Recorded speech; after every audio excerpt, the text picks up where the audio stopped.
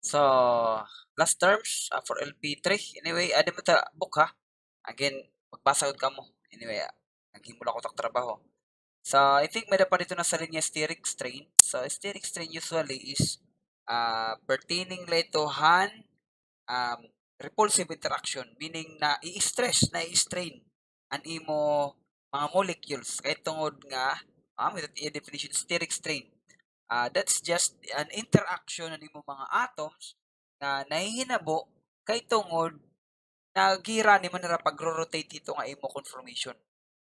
Paghimon conformation imo single bond, nagkakamay dito steric strain as long na naghira ni an imo mga atoms. So as you move from gauge ngadto imo from antay nga pinaka lowest and then you move tipakadto imo eclipse conformation an imo let's say propane or gauge conformation as you move it tipakadto didto nagkakamay-ada ka interaction it imo mga atoms or diri man ikaw it atoms mismo as it moves. So may dani steric strain amo tiya nga term. Steric strain is the repulsive interaction that occurs when atoms are forced.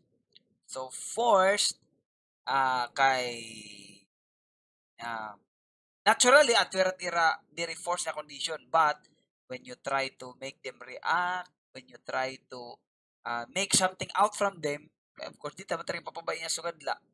We as somewhat on the control part, we do something na we will make the organic compound react with it kaya amo ito gamit aton study para ma-exploit naton hira. So as we exploit them, we are the ones who force those molecule or make the steric strain. And naturally, makatuman lang tira stable nga form. Even the conformation itself. Kaya nung nasabdan tira, kaya kini-studyo nira, it is made to be like that. Meaning, mag-conform. Mag-rotate ito nga particular band. So, damo lang nga discussion in line with it. Okay? So, nga kita LP4. Ito na, para niya pag-record. So, for LP4, adi ha, usa ko lutan mga terms. Stop man. Apa na yan. So, ada man lagi po ito. For stereochemistry, still, ada mo chapter 4 nga discussion. Because as we go deeper, so deeper concepts of organic chemistry is really on the isomerisms. Kaya ano din natin naintindihan. Iba era. So, that's part of digging deep. So, ada gihapon ng stereochemistry, again, that's isomerism in 3D, meaning, ang nila concern na isomerism di mo 3D or anything diri isomerism, basta the discussion is on the 3D aspect. Kaya diri mo ira makita 2D. Meaning, ang nila concept is because naka iba't ira orientation na space in 3D. Okay? Then, you have the term cycloalkane. I think, in-discuss na nagabi ni, may mga example na kita cycloalkane. Meaning, alkane ito ira, nga nakapalibot. So, I think kita akong la usually concern nini, kaya ginapil ko yun na LO, uncounting on carbon hydrogen. So, again, for cycloalkane, if you have a 3 carbon, we call it propane. Pero kung ang carbon to carbon nga ada katapusan nito nga 3 carbon, nag-connect, so we call that cyclopropane. So, for cyclopropane, the fact nga nag-connect ani mo duha nga carbon, nawa tatanggalang kahin duha nga hydrogen. Okay? So, counting from an alkene to a cycloalkane, so naibang kalan duha nga hydrogen for in counting the hydrogens. Okay, but the carbon still the same. For cyclopropane and propane, you would have 3 carbons. For cyclobutane and butane, so you still have 4 carbons. But for for butane, you have 4 carbons and how many hydrogens? CnH2n plus 2.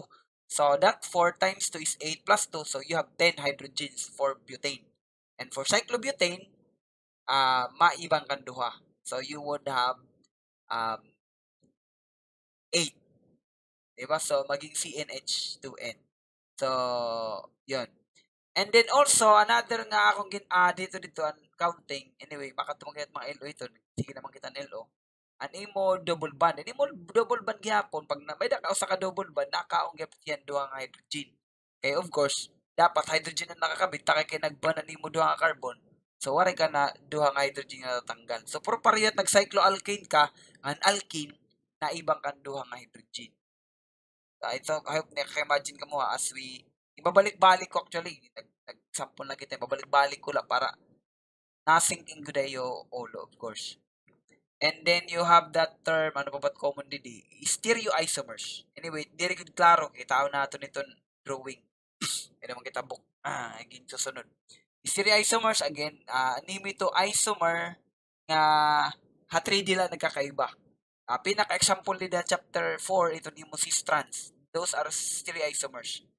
Kaya nagkakaiba lahera, usually, labi na nimo mga cyclo. Anyway, pakita ko na lang ito drawing. Sige, I'll try to stop this and go to those drawings. Probably from the internet.